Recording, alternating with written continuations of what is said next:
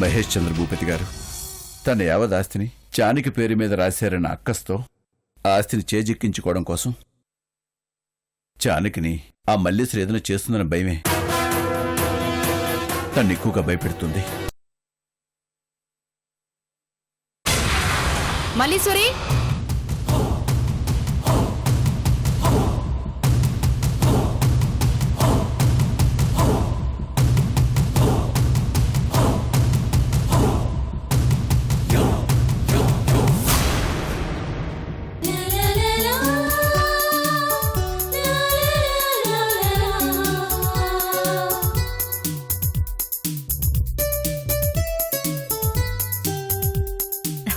జానకి నువ్వు కూడా కూర్చోమ్మా. ముందు మీరు కూర్చొని తినండి అత్తయ్య, నేను వడ్డిస్తాను. మీరందరూ తిన్న తర్వాత నేను తింటాను. రోజు నాకు అలవాటేగా. ఆ అలవాటుని మార్చుకోండి. అందరితో పాటే మీరు భోంచాలి. రండి. సరేలే, రేపటి నుంచి చేస్తాను. ఇవాళ్టికి ఇలా కాని, నువ్వు కూర్చో. అదంతా ఏం కుదరదు, ఇవాళ నుంచే. అది కాదమ్మా. మీరింకేం మాట్లాడకండి అత్తయ్య, రండి కూర్చోండి. రండి.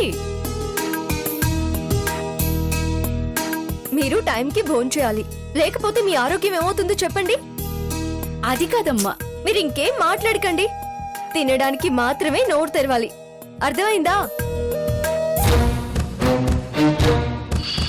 చూసావా నందిని, జానకి ఎలా నటిస్తుందో? జానకి ప్రేమ సముద్రంలో అత్త తేలిపోతుంది.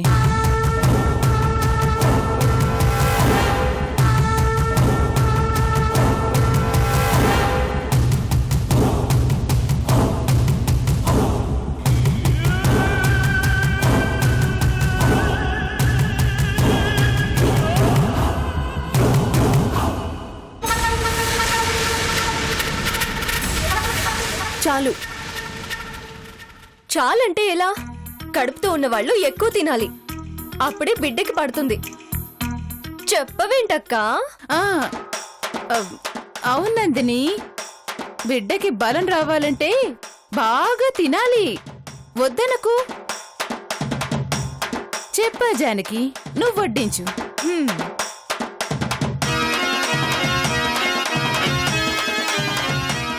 ఆహా, వంకాయ కూర అద్భుతంగా ఉంది. నోట్లో వేసుకుంటే కరిగిపోతోంది.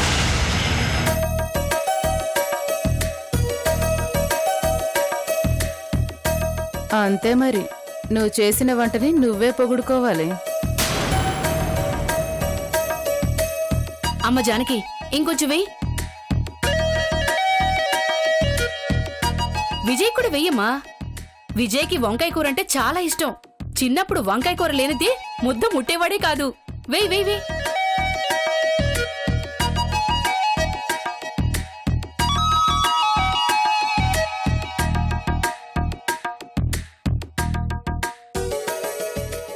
ఎలా ఉంది నాన్నా? బాగుందమ్మా. నీ చేతి వంట ఎప్పుడు బాగుంటుందమ్మా. అయ్యో, ఇవాళ వంట చేసింది నేను కాదురా, జానకి.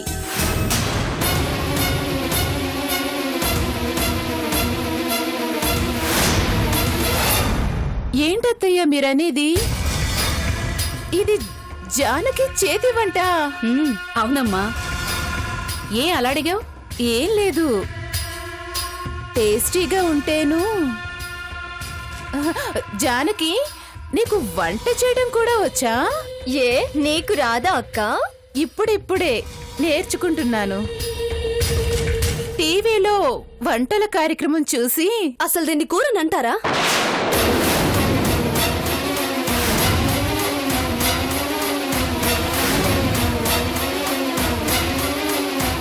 ఉప్పు లేదు, చండాలంగా ఉంది. కూరలో ఉప్పేమీ ఎక్కువ కాలేదు నందిని. నేను చెప్తున్నానుగా, బాగానే ఉంది. తిను. నేను తిన్ను. అయినా నువ్వు చెప్తే నేను తినాలా? అడ్డమైన గడ్డి తినే అలవాటు నాకు లేదు.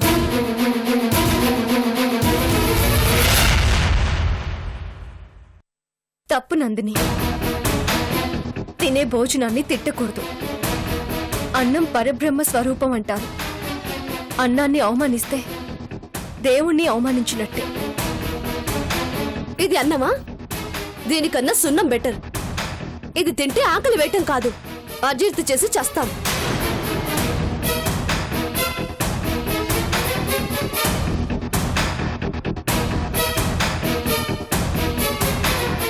అయినా రోజు వంట మీరే చేసేవారు కదా, ఇవాళ ఎందుకు చేయలేదు? అది మీరు ఆగండి అత్తయ్య. నేనే చెయ్యొద్దు అన్నాను, అత్తయ్యకి శ్రమ ఎందుకు అని. అయితే ఇప్పుడేంటి? నేను అత్తయ్య చేతి వంటే తింటాను, పరే వాళ్ళ చేతి వంట తినను.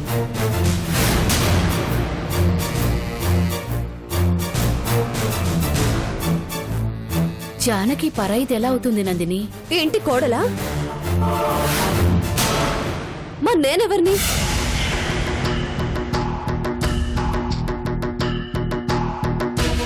లేక ఇంకో రకంగా ఊహించుకుంటున్నారా?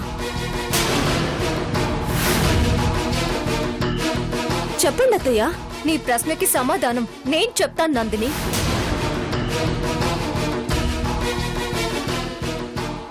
నేను ఈ ఇంటి యజమానురాల్ని.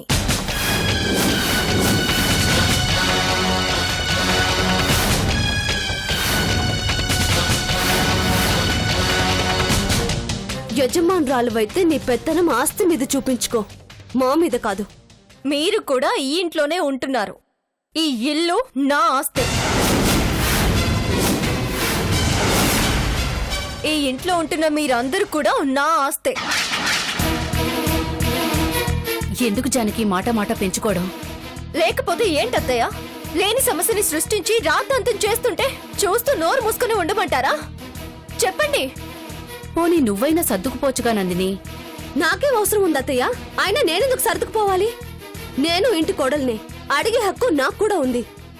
ఏ హక్కు లేని వాళ్ళే ఇలా రెచ్చిపోతుంటే నేనెందుకు తగ్గాలి?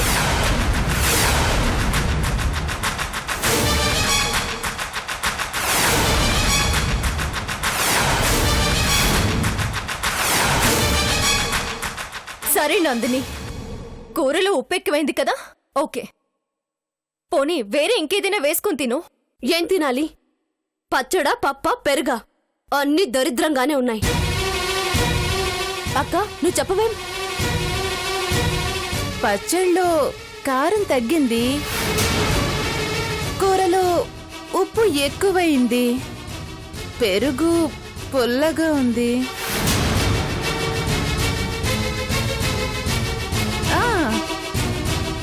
చప్పగా ఉన్నా, ఉప్పగా ఉన్నా, పుల్లగా ఉన్నా నేను అడ్జస్ట్ అవుతాను, నో ప్రాబ్లం. అసలు ఉప్పు కారం తగ్గించుకొని తింటే ఆరోగ్యానికి మంచిదని డాక్టర్ చెప్పారు. అయినా నువ్వేవి తినకుండా బాగోలేవని ఎలా చెప్పగలవు నందిని? తినే చెప్పాలా? వాటిని చూస్తేనే అర్థం కావడంలా, చూస్తుంటేనే వాంతికొస్తుంది. ఉన్నవి అవే తింటావా తినవా? ఆకలితో చస్తాను కానీ నీ చేతి వంట మాత్రం తినను.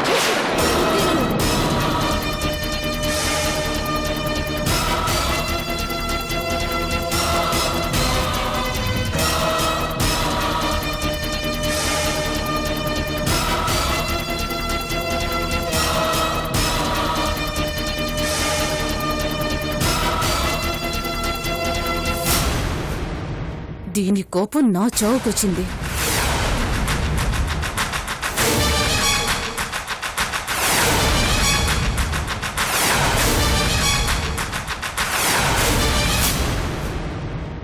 ఛే! ఇంట్లో ప్రశాంతంగా భోంచేయడానికి కూడా వీల్లేదు. అయ్యయ్యో, విజయ్ విజయ్ విజయ్!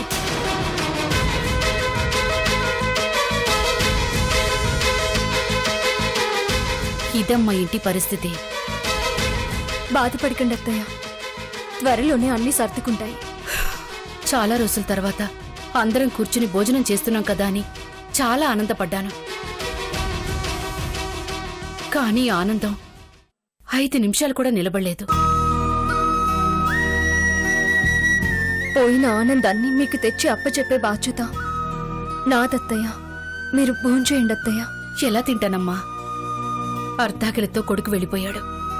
కడుపు మార్చుకుని కడుపుతో ఉన్న నందిని వెళ్ళిపోయింది. తింటే నందిని ఏమనుకుంటుందోనని మల్లీశ్వరి కూడా వెళ్ళిపోయింది. వాళ్ళెవరూ తినకుండా నేనెలా తిన్నా? నేను అమ్మనేనమ్మా. అందరి కడుపు నిండిన తర్వాతే నా కడుపు నింపుకోవటం అలవాటైపోయింది. అత్తయ్య, నీ మీద కోపంతో నందిని అన్నం తినకుండా వెళ్ళిపోయింది. కడుపుతో ఉన్న మనిషి ఖాళీ కడుపుతో పడుకుంటే ఆహారం అందక లోపల పెట్టి అల్లాడిపోతాడు. ఎలాగోలా నచ్చ చెప్పి నందిని చేత నేను అన్నం తినిపిస్తాను. ఈ ప్లేట్లో కొంచెం అన్నం పప్పు వేసివమ్మా. ఏమి వద్దత్తయ్య. కోపం ఆకలి తీర్చదని నందినికి తెలియాలి. తనంతటి తానే వచ్చి అన్నం తినాలి.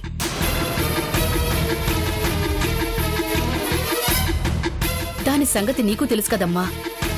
నువ్వు కూడా పట్టుదల పడితే ఎలా? పట్టు విడుపు ఉండాలి. కొన్ని విషయాలు చూసి చూడనట్టు ఉండాలి.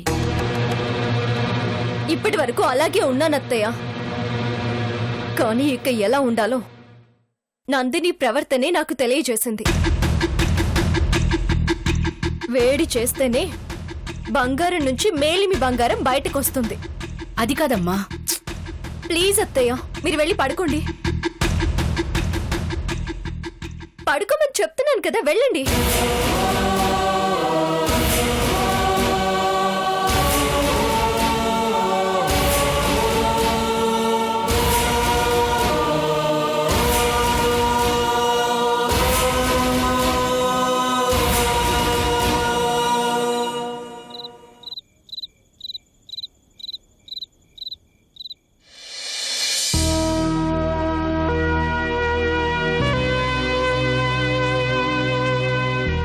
ఆగండి అత్తయ్య.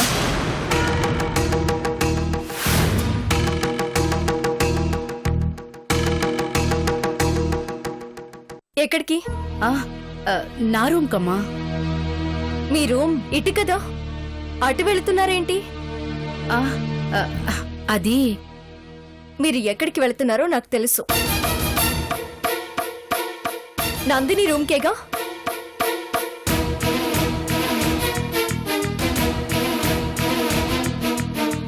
తనకి భోజనం తీసుకువెళ్తున్నారు. నందినికి భోజనం తీసుకెళ్తున్నానని నీకెలా తెలుసు జానకి?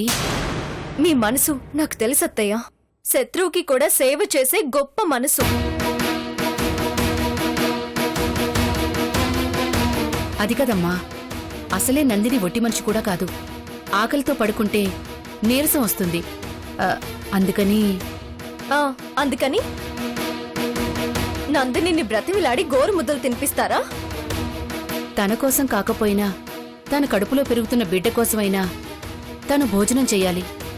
ఆ విషయం తనకి గుర్తుండాలిగా అత్తయ్య, అమ్మని కాబోతున్నాను అని. అది ఒట్టి కోపిష్టి. కోపంలో ఏం చేస్తుందో ఏం మాట్లాడుతుందో తనకే తెలీదమ్మా. తెలియాలత్తయ్య. నందిని తెలుసుకోవాలి. ఆకలితో పడుకుంటే ఆ బాధ ఎలా ఉంటుందో తనకి తెలిసి రావాలి. మనం కూడా తనలాగే ప్రవర్తిస్తే తనకి మనకి ఇంక తేడా ఏముంటుంది జానకి? ముళ్ళును ముళ్ళుతోనే తీయాలత్తయ్య. తను ముల్లే బాధిస్తుంది. మనం కూడా ముల్లులా మారి బాధిస్తే ఆ ప్రభావం పుట్టబోయే బిడ్డ మీద పడుతుంది. పుట్టబోయే బిడ్డ గురించి తాను జాగ్రత్త పడాలి, మనం కాదు. నా మీద కోపంతో భోజనాన్ని విసిరికొట్టిన నందినికి ఆ భోజనం విలువేంటో తెలిసొచ్చి తానే వచ్చి భోంచేయాలి. ఇప్పుడు మీరు రూంలోకి తీసుకువెళ్లి భోజనం పెడితే ఇంకా నెత్తినెక్కి కూర్చుంటుంది. ప్రతిరోజు రూమ్కి భోజనం తీసుకురామని మీకు ఆర్డర్లు వేస్తుంది. పోన్లేమ్మా, అత్తనేగా. తీసుకెళ్తే తప్పులేదులే. ఆ కష్టమేదో నేనే పడతాను. అత్తయ్య, నందిని రూమ్కి భోజనం తీసుకువెళ్ళడానికి వీల్లేదు. అది కదమ్మా, నా మాట విను. క్షమించండి అత్తయ్య, ఈ విషయంలో నేను ఎవరి మాట వినదలుచుకోలేదు.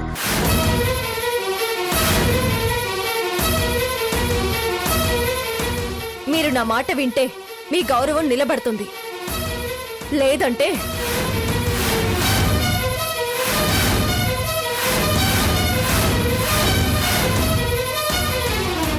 ఈ మాటలు మాట్లాడుతుంది జానకేనా? కాదు, ఈ ఇంటికి యజమానురాలు.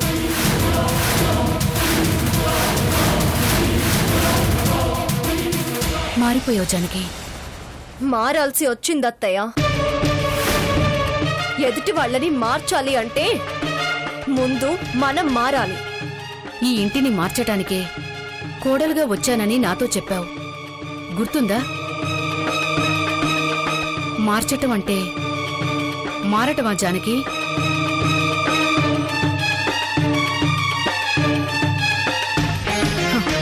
ఎన్ని అవాంతరాలొచ్చినా నా కోడలు మారదు అనుకున్నాను. కానీ మార్పు మనిషిని బట్టి కాదు, పరిస్థితులను బట్టి అని ఇప్పుడు తెలుసుకున్నాను. కొన్ని విషయాలు మీరు తెలుసుకోకపోతేనే మంచిదత్తయ్య.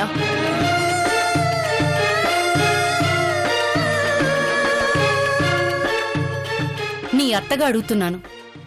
నేను మీ కోడలిగా మాట్లాడడం లేదత్తయ్య.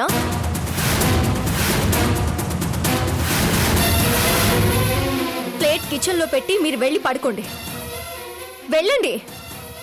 వెళ్తానమ్మా. ఈ ఇంట్లో మనుషుల్ని కలుపుతావని నీ మీదెంతో ఆశ పెట్టుకున్నాను. కాని ఈ ఇంటి మనుషుల్ని ఆకలి కడుపులతో మాడుస్తావనుకోలేదు.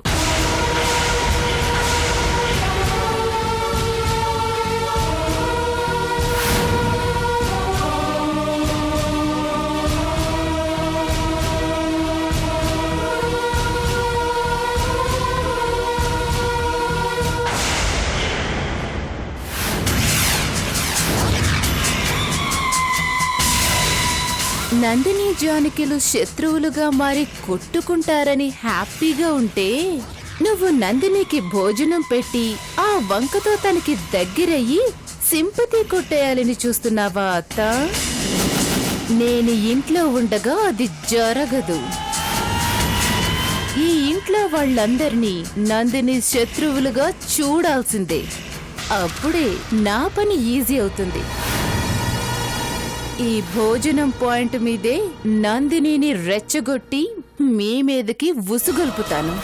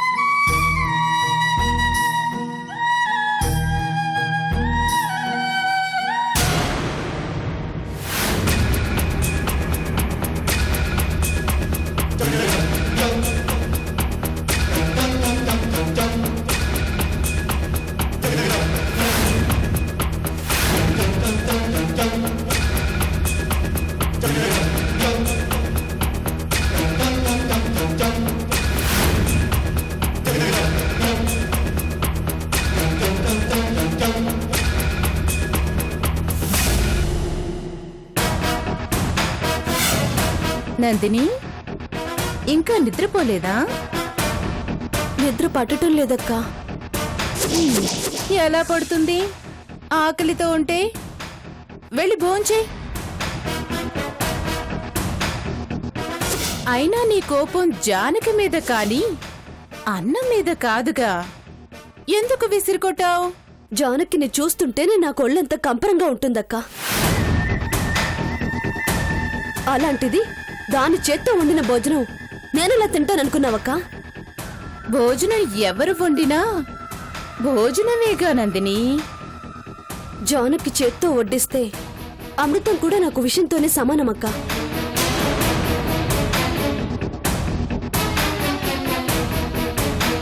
నిన్ను ఆకలితో మార్చడం కోసమే జానకి పథకం ప్రకారం చేసింది.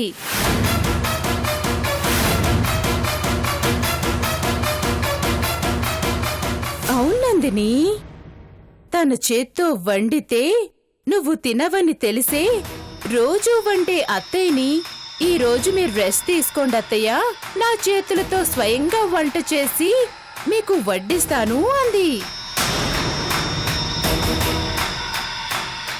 చిచి, కడుపుతో ఉన్నవన్నా జాలి కూడా లేదు తనకి.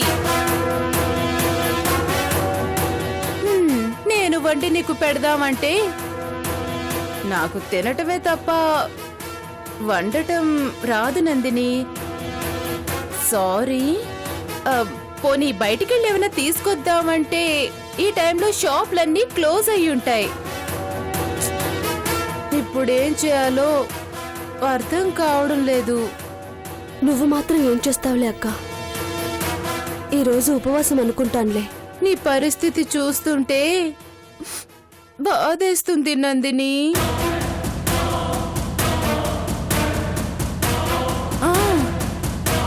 నాకిప్పుడు అర్థమైంది నందిని, జానకి ఇదంతా ఎందుకు చేస్తుందో.